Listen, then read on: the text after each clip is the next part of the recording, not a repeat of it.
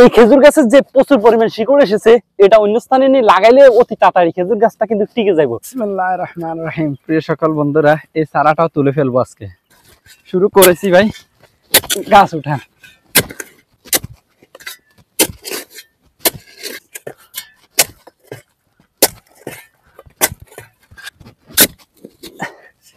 গাছ উড়ানি যে কত কষ্ট, গাছ যারা উড়ে তারা বুঝে।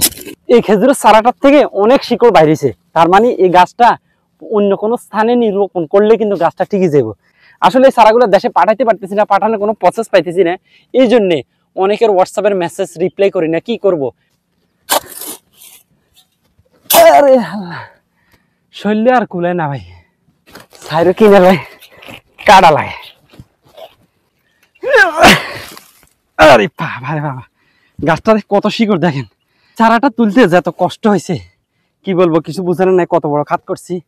এই চারাটা রোপণ করারও একটা ভিডিও দিব।